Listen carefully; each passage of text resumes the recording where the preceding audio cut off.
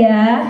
Oke, coba sebelum ke materi pengen ngecek dulu semangatnya. Nanti tepuk semangat kalau saya bilang semangat, jawabnya bisa. Oke, semangat. Bisa. Kurang kompak. Sekali lagi, semangat. Bisa. Oke, keren. Tepuk semangat. Semangat. Boleh dibantu dari MC. Oke. Lagi ya. Ini ada tepuk konsentrasi biar semuanya konsentrasi. Nih, kalau saya bilang tepuk pagi berarti tepuknya 1 kali. Kalau siang 2 kali. Kalau malam? Kalau malam tidak ada, waktunya kita beristirahat ya. Siap-siap. Konsentrasi. Konsentrasi dimulai. Tek dung tek dung tek tek dung dung gitu ya. Sekali lagi. Konsentrasi. Konsentrasi dimulai. Tek dung tek dung tek tek dung dung. Oke. Tepuk pagi. Pagi berapa kali? 1. Tepuk pagi. Pagi. Pagi. Siang. Siang. Siang. Malam. Masih ada yang belum konsentrasi. Lagi, sekali lagi. Tepuk pagi. Pagi. Pagi. Pagi. Pagi. Siang. Siang, siang, siang, malam. Sudah malam istirahat bukan siap menerima materi yang kedua, siap? Oke, siap. Nih di sini saya akan membawakan tentang bergaul cerdas bukan bebas. Oke. Nih, di sini teman-teman ada yang tahu nggak apa itu bergaul? Berteman, apalagi? Apalagi? Ayo yang tahu gaul? Siapa? Ayo jawab. Ada yang tahu nggak?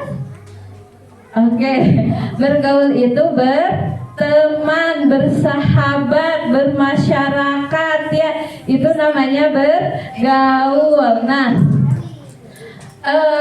kita bergaul itu penting nggak? Penting. Kenapa penting? Apa? Iya apa? Karena kita makhluk sosial, tidak bisa hidup sendiri, jadi harus bersama-sama. Oke, keren, tepuk tangan. Terima kasih sudah percaya diri menjawab pertanyaan. Nah itu. Oke, itu namanya bergaul. Kenapa penting? Karena kita itu makhluk yang bersosial. Tidak mungkin kita bisa hidup sendiri. Apa-apa kita pasti membutuhkan bantuan dari orang lain. Lalu bergaul cerdas bukan bebas. Kalau yang bebas itu gimana? Nah, yang nakal katanya. Nih, bergaul cerdas bukan bebas ya. Jadi kalau yang bergaul itu kita harus cerdas ya, harus cerdas. Gimana sih bergaul yang cerdas itu? Nah, bergaul yang cerdas itu kita sesuai aturan atau tidak tidak berteman atau dengan hal-hal yang negatif gitu ya. Oke, lanjut. Nah, ini dia bergaul cerdas. Bergaul cerdas adalah bergaul yang tidak merugikan diri sendiri, keluarga, orang lain, terutama dalam menjaga lisan. Ini bergaul cerdas. Jadi bergaul cerdas itu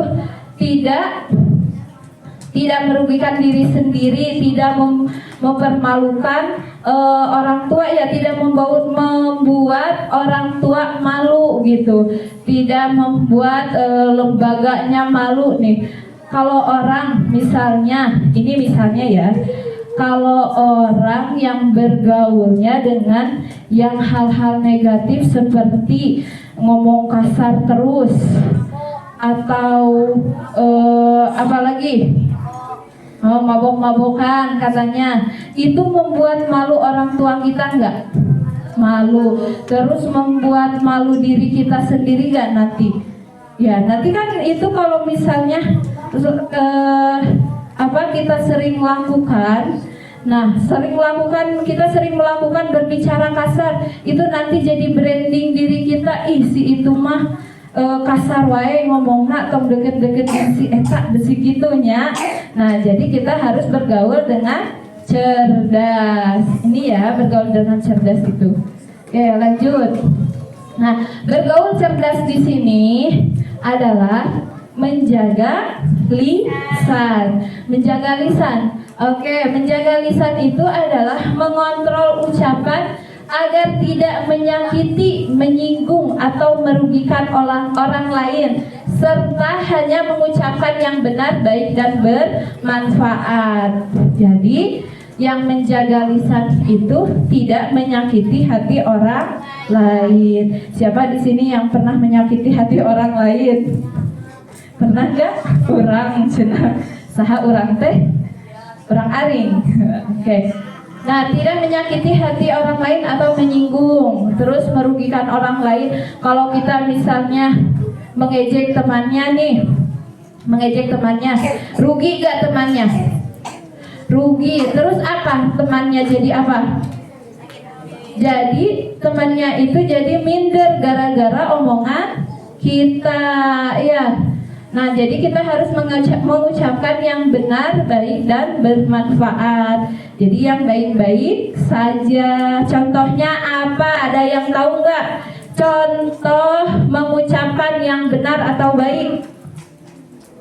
Siapa nih yang dari belakang nih? Mau nggak? Siapa? Contoh yang mengucapkan yang benar dan baik. Oke, tidak ngomong kasar. Apa? Contohnya? Ada. Nih yang belakang ada yang mau jawab gak?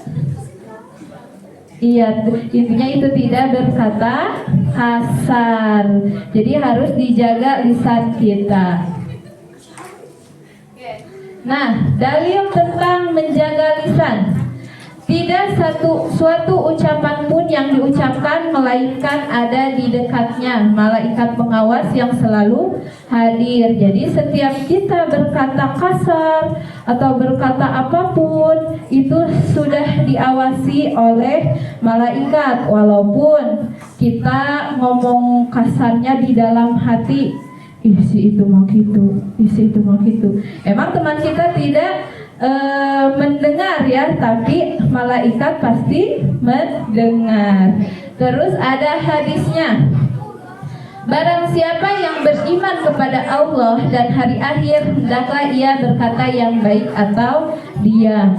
Oke, daripada ngobrol yang tidak perlu atau ngobrol jadi ngomongin orang lain, mending kita diam saja ya. Di sana ada berkata baik atau diam. Jadi lebih baik diam daripada berucapan yang salah atau yang tidak baik. Oke, lanjut nih.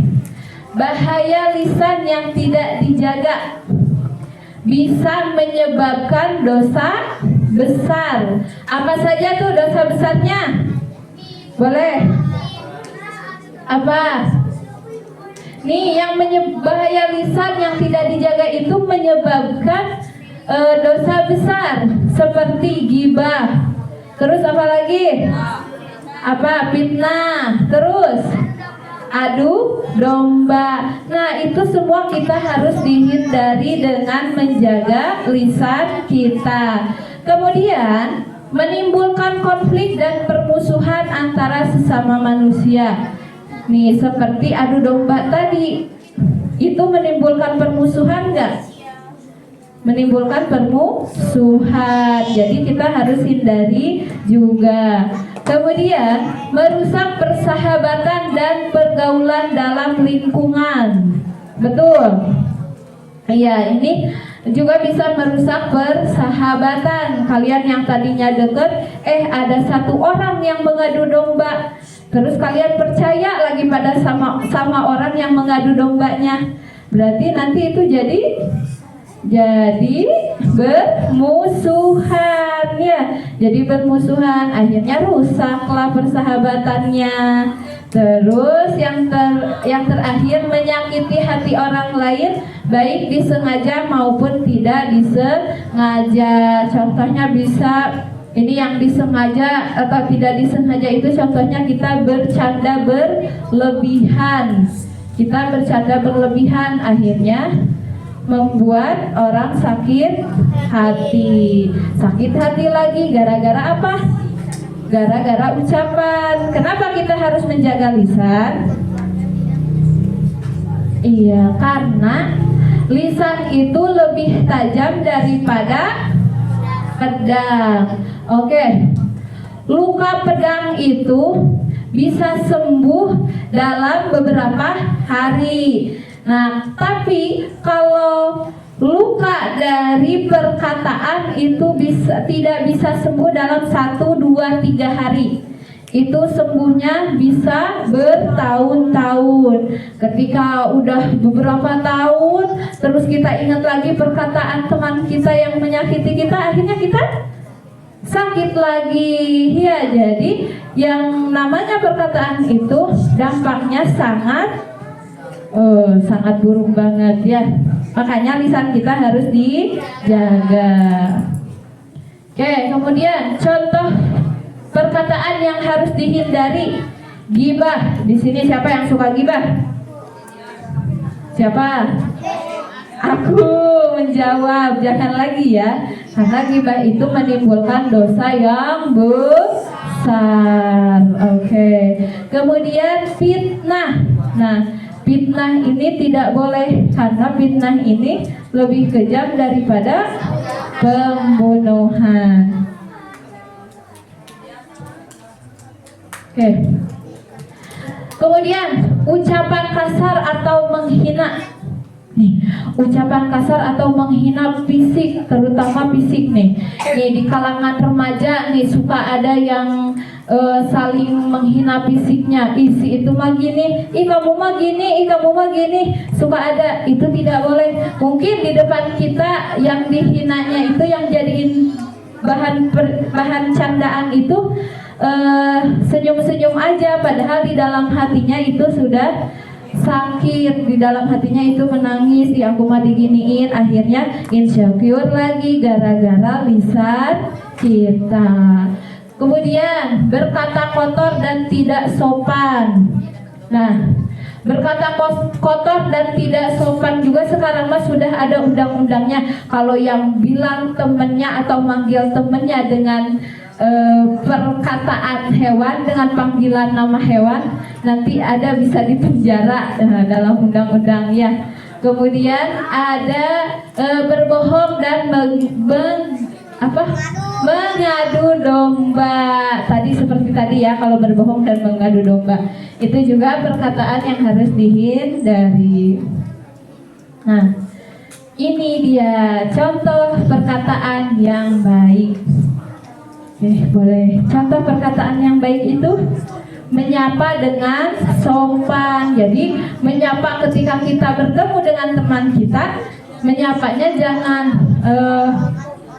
panggil nama hewan, panggil namanya saja, atau dengan ucapan assalamualaikum ya, bisa dengan ucapan assalamualaikum, hai, halo gitu ya, biar biar kita mendapat menjadi perkataan yang baik. Oke, terus kemudian mengucap salam kepada guru. Nah, ini sering terjadi. Ketika bertemu dengan guru, kadang kita suka langsung lari. Kenapa langsung lari? Takut. Kenapa suka langsung lari? Malu. Nah, ketika kita bertemu dengan guru, kita tidak boleh langsung lari, kita langsung ucapkan salam dan salim. Nanti bu gurunya jadi overthinking juga. Kunaon anak-anak teh langsung kalabur. Jadi gitu sebenarnya. Terus kemudian berkata jujur dan santun, menerima nasihat yang baik, mendoakan orang lain. Tuh boleh mendoakan orang lain juga termasuk perkataan yang baik. Oke. Cara menjaga lisan. Nih, cara menjaga lisan ada berapa? Ada 5. Ada 5. Yang pertama, berpikir sebelum berbicara. Jadi kita sebelum berbicara itu gimana? Berpikir dulu, oh apa ya ini manfaatnya, apa ya ini akibatnya, bagus gak ya? Kalau itu tidak bagus, lebih baik kita diam. Oke, terus hindari perkataan yang menyakitkan. Jadi mulai hari ini berarti kita harus menghindari perkataan yang menyakitkan. Nah, di sini berkata baik jika tidak bisa diam, ya. Oke. Manfaat menjaga lisan. Nah, manfaatnya kita bisa dicintai oleh Allah Subhanahu wa Ta'ala dan manusia. Kita senang gak kalau ada orang yang lisannya, yang berbicaranya itu sopan banget? Senang gak? Senang sama teman yang berbicara sopan atau berbicara kasar?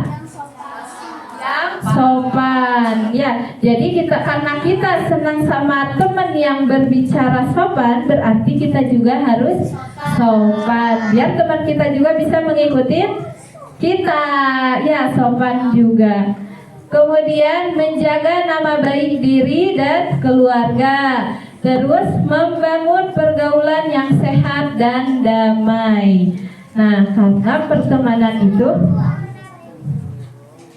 ya, karena pertemanan teman itu seperti apa? Seperti tukang minyak, intinya seperti tukang minyak. Ketika kita berteman dengan orang yang berjualan minyak, maka kita pun akan terbawa harum. Dan ketika kita bersatu dengan orang atau berteman dengan orang yang mempunyai hal-hal negatif, maka kita pun akan terbawa. Oke. Kemudian, nah sudah. Sekarang kita ke refleksi dan tugas. Kalian sekarang tuliskan contoh bergaul cerdas. Nah, tugasnya tuliskan juga 3 contoh kebiasaan lisan buruk di lingkunganmu, di lingkungan kalian ya, yang buruk. Dan bagaimana cara mengubahnya menjadi lisan yang baik. Oke, dikasih waktunya berapa menit? 2 menit.